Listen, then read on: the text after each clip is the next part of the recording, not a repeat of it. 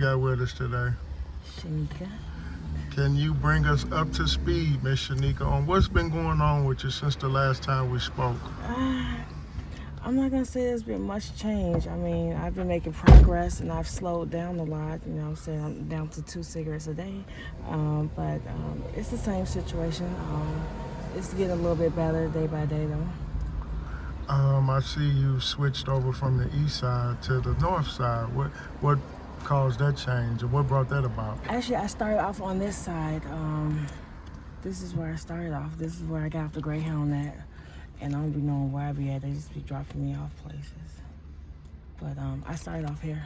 I lived here for about nearly 2 years. I was on the east side for like a month and a half, a month or two, but this is where I started off at. So what's been going on with you? Well, I went to the east side because I was trying to slowly make my way back home. And I chickened out and came back. What caused you to chicken out? I'm still an addict, and I don't know how my family gonna take it, and I'm still a bad habit. I'm still toxic, and like I told you, I want to go home correct, but I ain't there yet. Have you ever thought about maybe your family could help you get correct or maybe could help you get clean by the love that you would be surrounded with? Yeah. I'm just saying, like. That makes sense, right? Yes. Yeah, I thought about it, and like I said, the first time I went home, it was just overwhelming with the reactions of disappointment. I ran from it. But did they reject you? They didn't reject me. It was just shock, disappointment. But no, they didn't reject me at all. You know, they tried to put me in rehab, but I kept on sneaking and getting high, and they reached out. It was much love, but you could see the disappointment in their face. You could see the hurt, and it messed with me a little bit. I ran from it. Maybe that was the wrong decision, huh? When do we get tired of running, or are we tired yet? Right? I know I'm tired. I just don't know, have the balls to just go forward with it. I've done so much and disappointed so much during this addiction. Like, how do you face people? That's where I'm at. But have you ever thought about also you are young enough to turn it around?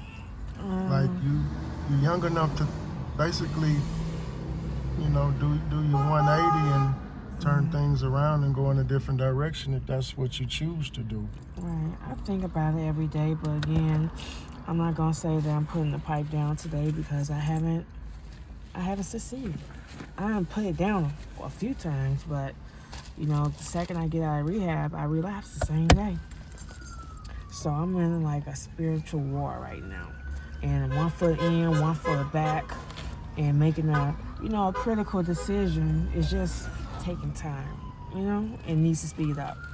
Don't want to overstep my bound, but what originated the addiction? What originated the dependency? Like what was the beginning? Stress and curiosity. A friend of mine was doing it, and I just needed to escape some feelings that I was feeling, some things I was going through, and I took one hit, and I've been doing it every day since then. Except the times I checked into, detox. I've been doing it ever since that first day I took that hit. That's crazy, huh? You took one hit, and what happened? One hit, and I've been doing it every day since. How old were you? Was I 33, 34? You're what, 38 now? Yeah, it was about. So you've been going on for like 4 years. Almost. Going on 5. Every day. And what's that journey been like as opposed to your life before then? Did it make things better? No, this is the worst addiction I've had my whole life. I've done other drugs, don't get me wrong, I party, but this is by far the worst. It has its pros, so my mind tell me at times, but this downfall is the worst. It's the one that I can't get control of. I ain't got control over every addiction, and I've done drugs like on and off. This and that K2 is like the worst addictions I've had and the hardest to get off of. I had to do crack to get off the K2. Now I don't know what to do to get off the crack. And for those who think that they can just tell you to get clean and it happens overnight. Explain that process, like how it's not as easy as people think it is if they haven't been in those shoes. Well, if they have the antidote, come find me because I would like to know. How can you be reached? Some people are strong-willed. Some how can I be reached? I don't know. St. Patrick's Center. Do you have any social media? Do you have any Cash App? Do you have anything where people want to reach out and share resource? A lot of people asked about you on the last one, so that's why I'm asking, because I wasn't asking that I then. didn't know that. I will hook one up and get back to you for our next interview. You promise? I promise. Because you know I come looking for you, and every time I see you, I make it my business to see how you are and to Always make check up on me.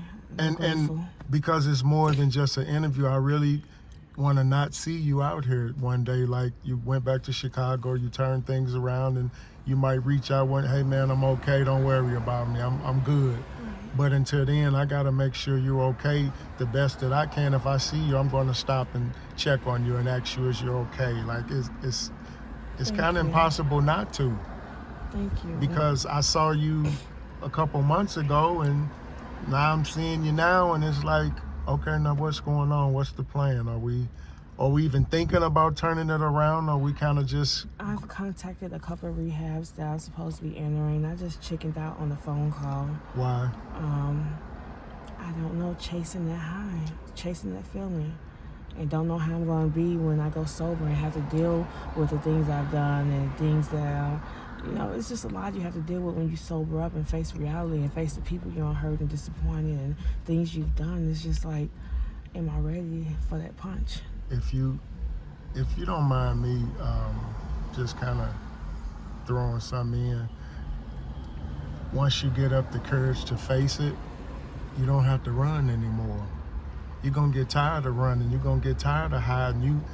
That's what you're doing now, and you're getting exhausted. And you're using the drugs to keep your mind off of the reality that's not going anywhere.